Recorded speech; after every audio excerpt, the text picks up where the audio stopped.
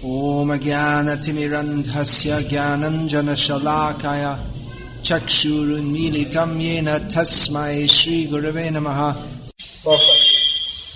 It is understood herein that Adharma, irreligion, was also a son of Brahma, and he married his sister Brahma, son of Brahma. And he married his sister Mrisha. This is the beginning of sex life between brother and sister. This unnatural combination of sex life can be possible in human society only where there is adharma or irreligion. It is understood that in the beginning of creation, Brahma created not only saintly sons like Sanaka, Sanatana and Narada, but also demoniac offspring like Nirriti, Adharma, Damba and falsity. Everything was created by Brahma in the beginning. Regarding Narada, it is understood that because his previous life was very pious and his association very good, he was born as Narada. Others were also born in their own capacities according to their backgrounds. The law of karma continues birth after birth, and when there is a new creation, the same karma comes back with the living entities. They are born in different capacities according to karma, even though their father is originally Brahma. Who is the exalted Brahma. Father is originally Brahma. Even though their different meaning altogether. Even though their father is originally Brahma, who is the exalted qualitative incarnation of the Supreme Personality of God? Brahma means the Supreme Absolute Truth. It's a different word, Brahma. I just read the English translation for the recording. Another son of Lord Brahma was irreligion, whose wife's name was falsity. From their combination were born two demons named Dambha, or bluffing, and Maya, or cheating. These two demons were taken by a demon named Nirriti, who had no children. The purpose of the creation of the material world is of course manifold, but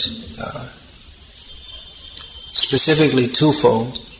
One is to give the opportunity to those who are envious of Krishna to indulge in that envy and forgetfulness of Krishna, and thus not disturb Vaikuntha by making it into Sakuntha.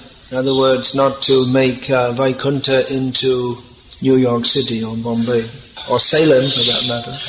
Vaikuntha means the place with no anxiety, and this material world means the place of anxiety. And the other purpose is to, well, that's actually the main purpose, but then, otherwise there wouldn't be any need of any material world if it wasn't for the deliberate forgetfulness of the jivas of Krishna. The deliberate forgetfulness of Krishna, of the jivas, is a more accurate way to put that. By the jivas. Yeah. And because Krishna loves all his parts and parcels, the jivas, he also tries to make a situation, or creates a situation in which the jivas can be reformed from their wicked propensity of forgetting Krishna. Those who at least take to the reformatory process, they follow dharma.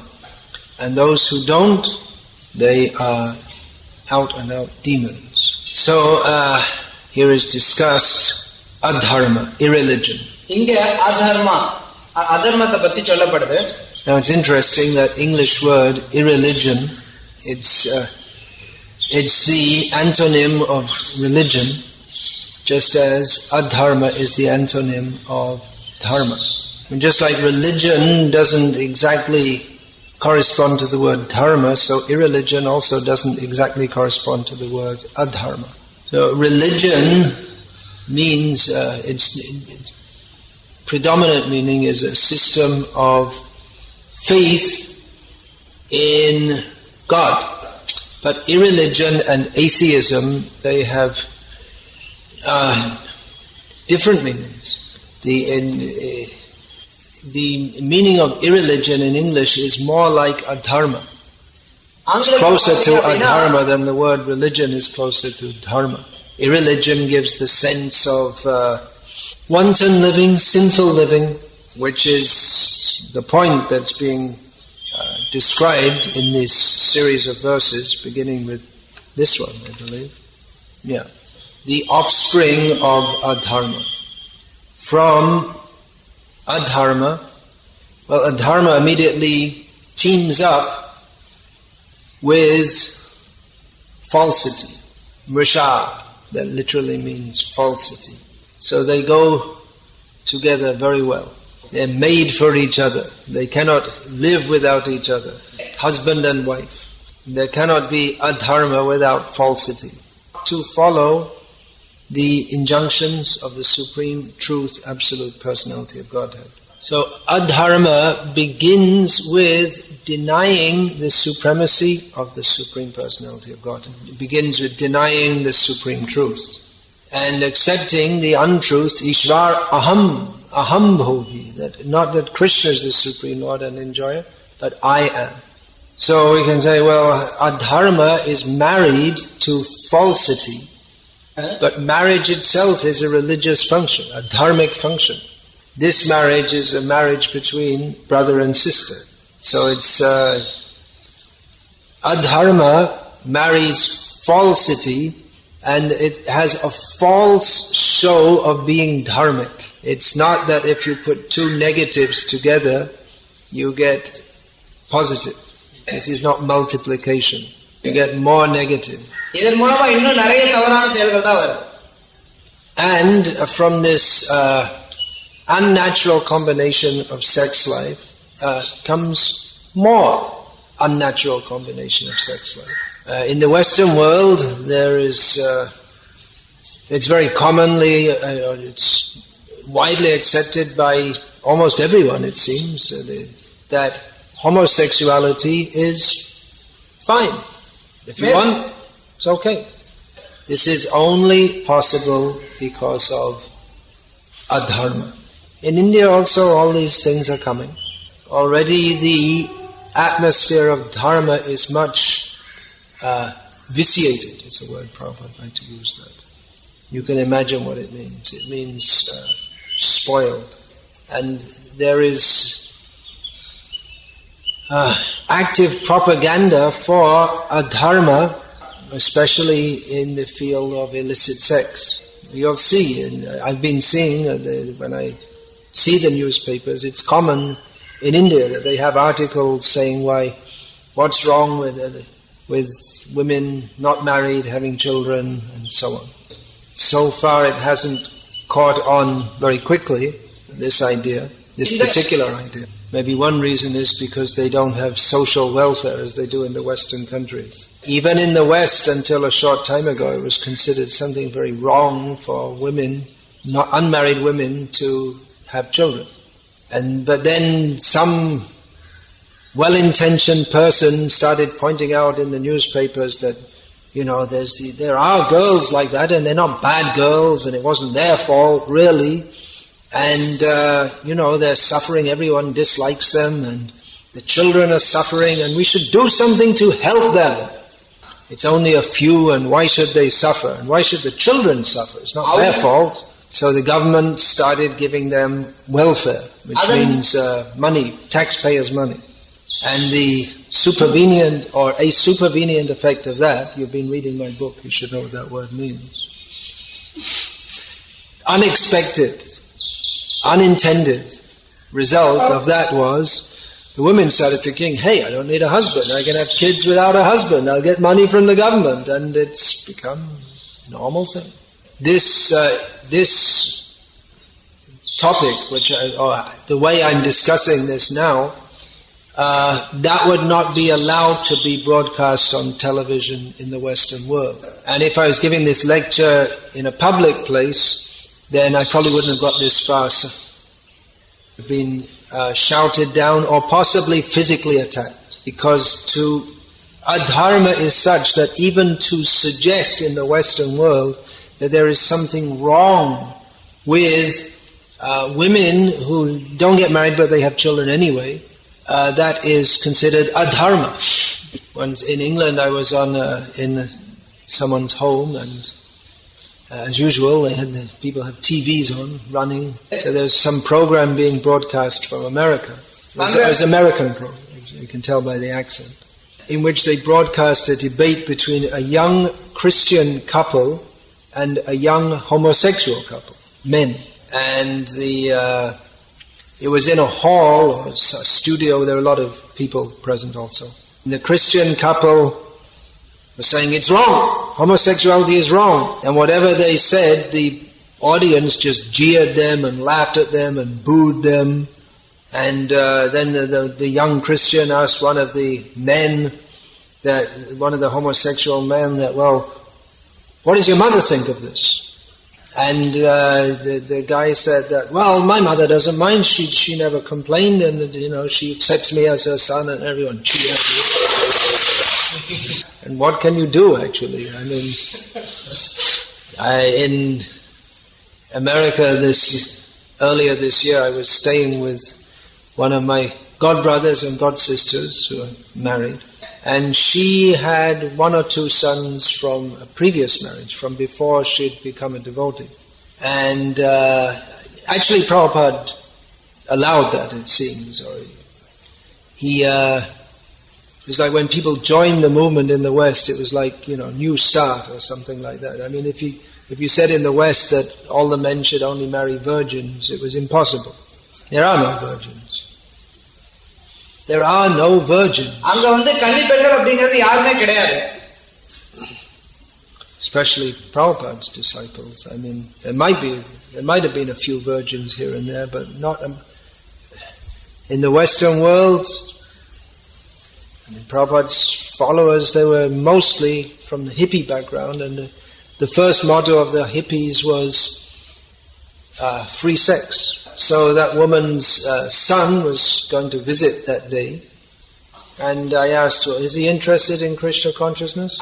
And her husband said, no, he's a homosexual. Of course, homosexuals can also be interested in Krishna consciousness. But although both of them are very serious devotees, if her son is a homosexual, what can you do? She gives him prasadam, she doesn't get on his case, because what can you do? So I see on the faces here looks of dismay and, what shall we say, disappointed surprise. I just got one of my godbrothers sent me a report from the BBC in England. Everyone knows the word BBC. About how it's a very widespread social problem nowadays that women, they go in gangs drinking and then they attack people in public.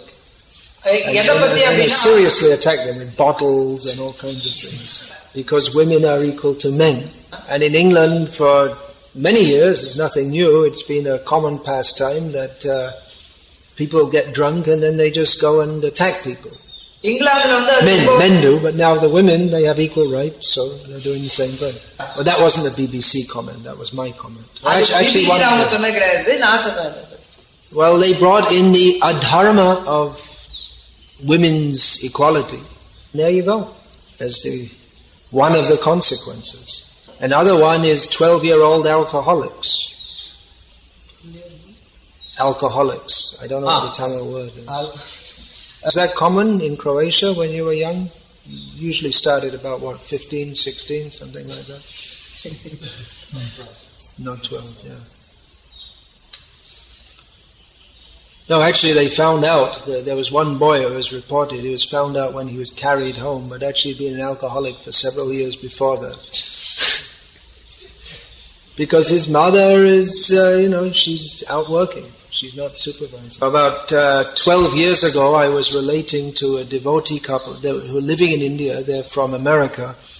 I was telling them something I'd also did. Today's class is the following is a class from the newspaper. So I was relating how I just come back from England, and in the newspaper I saw that at that time it was a problem of young girls aged about 13 or 14 killing people. They'd like knock on an old woman's door and then she'd open it and they'd kill her and take away her £10 or whatever and use it for buying drugs. And they said, well, in America that's been normal for years. There's nothing new for us. England's behind. It's not so advanced. So these are horrible subjects. You may wonder why we're discussing them in Srimad Bhagavatam class. Well, that is the subject of the class today. And as I was joking, this is a class from the newspaper. But that's where you get the news of adharma. Today we're discussing adharma, not dharma. But if we want to know about dharma, then we have to go to the Srimad Bhagavatam. Dharmam tu sakshat bhagavat pranitam. This is the statement of the Bhagavatam, that dharma is that enunciated by the Supreme Lord. And if we want to know about adharma in detail, then we have to go to the just take a walk. Or the point that's being made here in Srimad Bhagavatam is amplified in the newspaper. Everything follows one after the other. If there's adharma, there must be falsity, bluffing. Here, dhamma is translated as bluffing, cheating, and then we'll see in the next verse comes greed, cunning, anger, violence, harsh words, durukti. How is it? Harsh speech, it's translated. And Kali, who is the personality of all bad qualities. And it all begins with unnatural combination of sex life. And from that comes all bad things. Dharma bhibavat Krishna pradushanti striya. What is it? Pradushanti striya? Kula striya.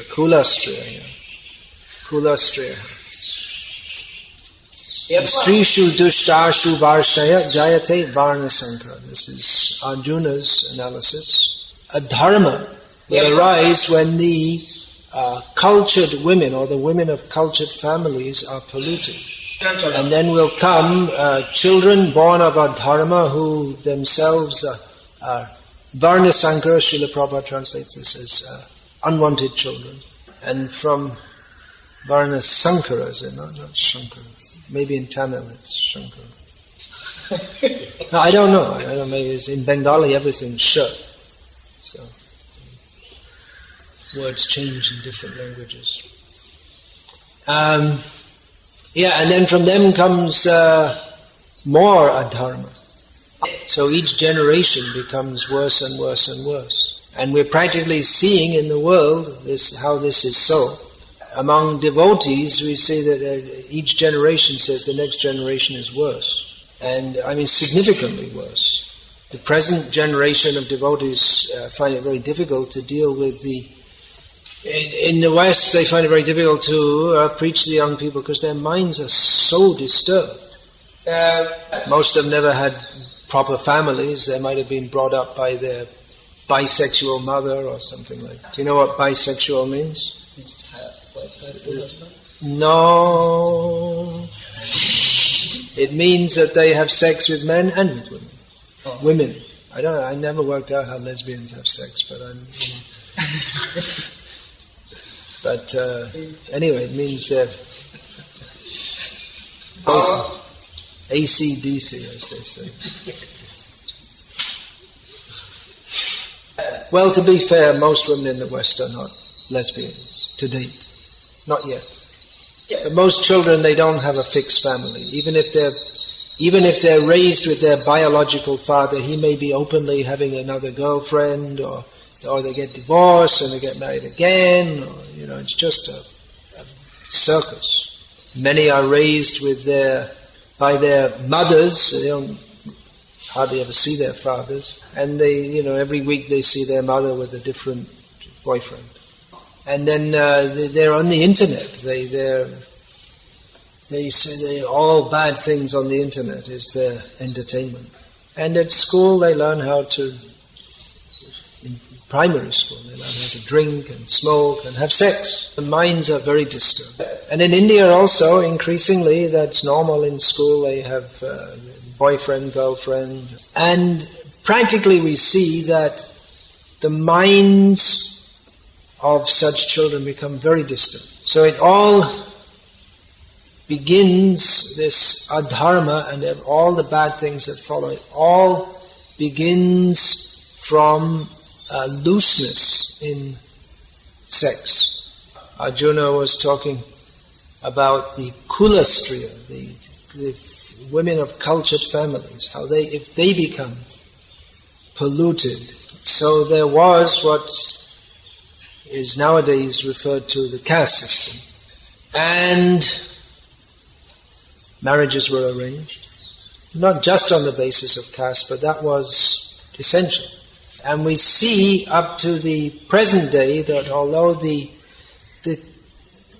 everyone's a Shudra, but still there's, you can say those of Brahmin caste, they tend to be somewhat more cultured Shudras. And, or at least we can say that it's they have a different culture at home to those who are in a different caste. We often see that in love marriages that they marry from different castes and they don't really fit together that well. So in previous days, I mean, the caste really meant something. There was a whole different kind of training. And the castes, they observed the dharma according to the varna dharma. They observed that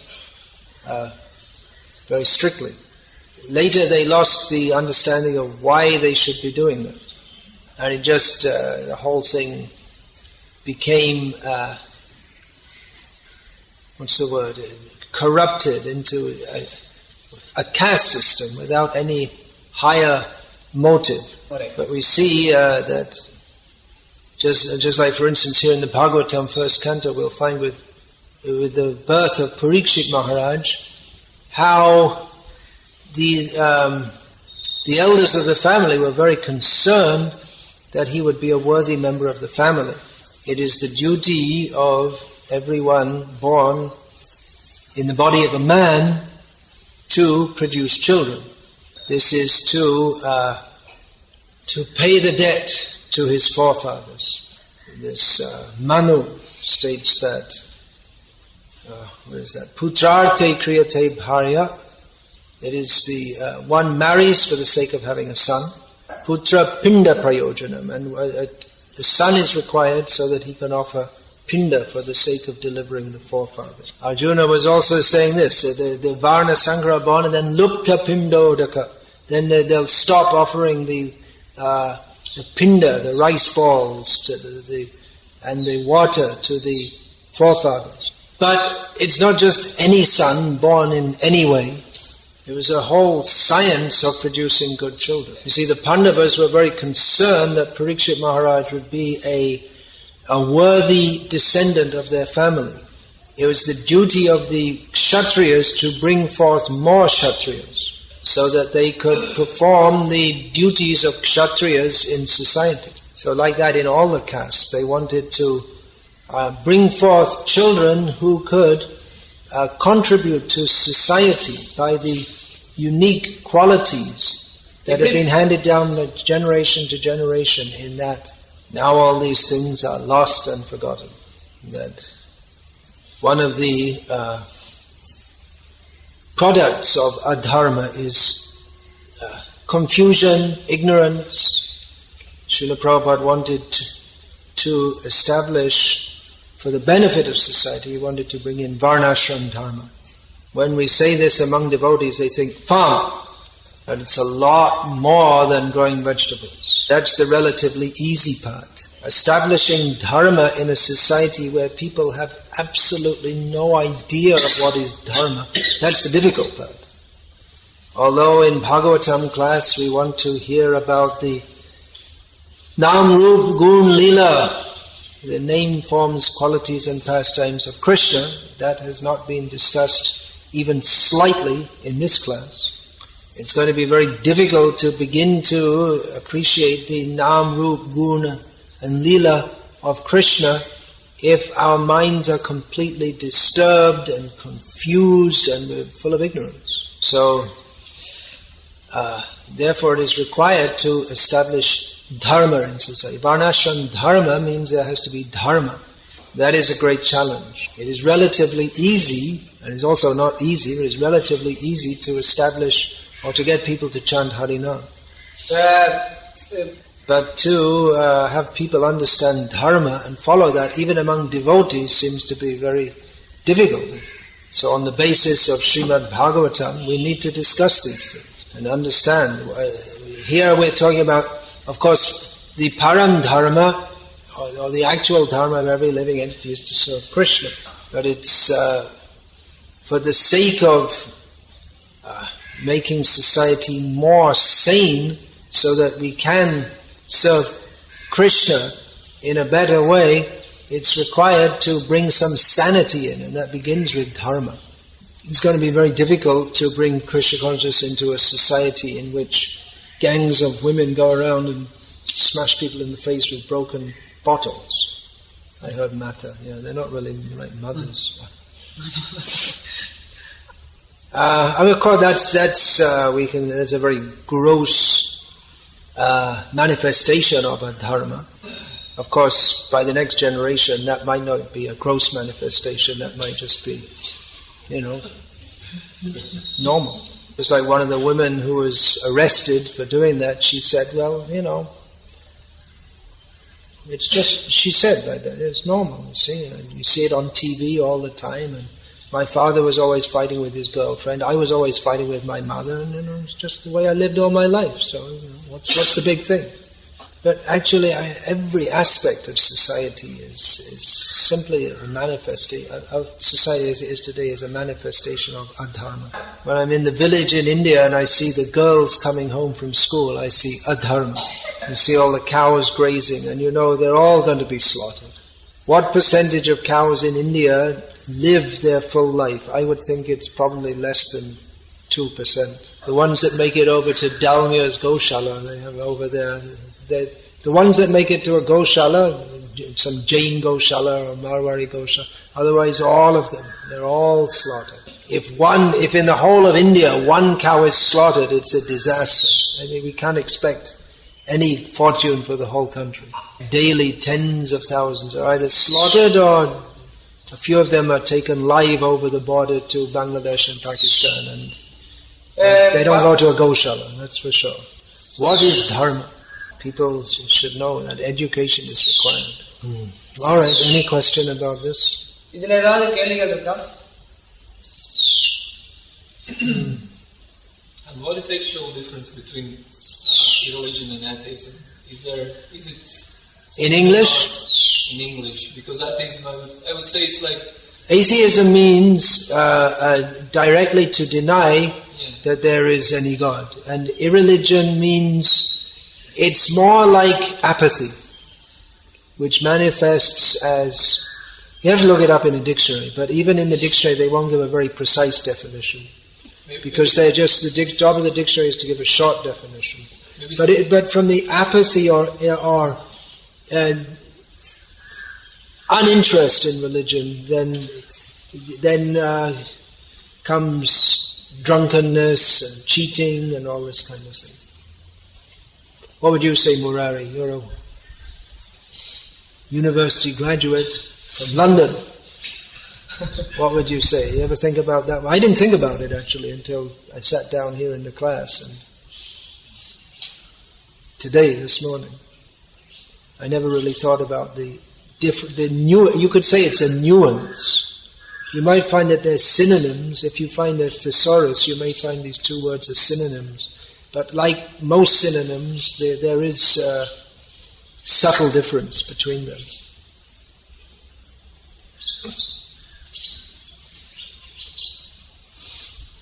It's a bit difficult when we're talking about English, nuances of English words. Maybe like impersonalism and Mayavada. In one way they're the same. Yeah. Maybe like that, yeah. Although there are, again, two different languages. But Mayavad doesn't, if you give the translation of Mayavad, of course it's very difficult to give a translation, because how do you translate Maya? But it literally means the doctrine of illusion. It doesn't mean impersonalism. Impersonalism is not an accurate translation of Mayavad, but linguistically it's not a translation, although practically Mayavad translates as impersonalism. The word translate in English doesn't mean just to translate, but it also means it gives the sense of something being a consequence of something else. So you could say Mayavad translates as impersonalism. Here we're getting into subtleties of English, which bring out different philosophical points, actually. And language, thought, and therefore philosophy is embedded it's inseparable from language. Therefore it's important to speak properly, and know what you're saying, and know what it means. Just like I said at the beginning of the class, what was that? Brahma, that's pronunciation, that's one point. Then another point is saying that the forgetfulness of the jivas of Krishna, but then I changed it to the forgetfulness of Krishna of the jivas, which is more accurate. If you say the forgetfulness of the jivas of Krishna, it means Krishna's jivas forget. But if you say forgetfulness of Krishna by the jiva, in normal speaking you'd say like that and people would know what you mean, but in writing you'd have to put forgetfulness of Krishna by the jivas, which is accurate. You may remember I corrected myself.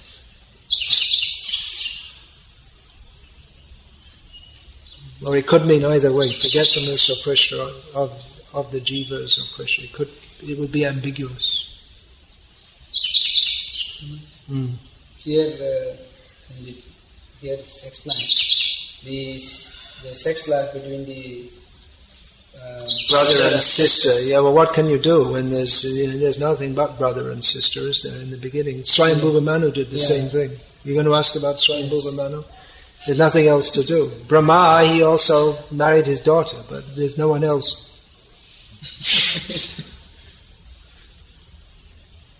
But the union of Swayambhuva and Shatarupa, that's dharmic.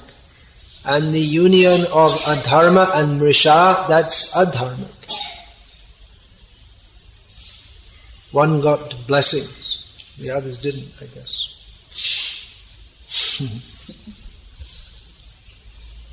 And Brahma, first of all, when he was interested in his daughter, that was considered very bad. And later he married her, and that's considered okay. So that's something else which would have to be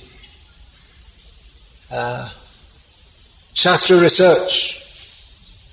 We need our Shastric research on how one is considered all right and another isn't. But again, it would seem for which purpose they married. For which purpose did Swayambhuva and Shatarupa marry? And then for what purpose did Adharma and Mrisha? And how did they marry also? They probably didn't go through any of the authorized processes. Gandharva is the loosest. Gandharva. But that's also a system of marriage. It's not, the responsibility is taken to execute dharma. It's not exactly... Gandharva Vivaha is not exactly the same as what we call today love marriage. It's not exactly the same thing. Paishach, that's maybe the worst. Which one? Well, there's one called Rakshasa, but that's stealing the Kshatriya. Krishna did that, but of course he's not a Rakshasa. Stealing the girl from the Kshatriyas do that. Paishach means you get her drunk. I don't know if they actually marry.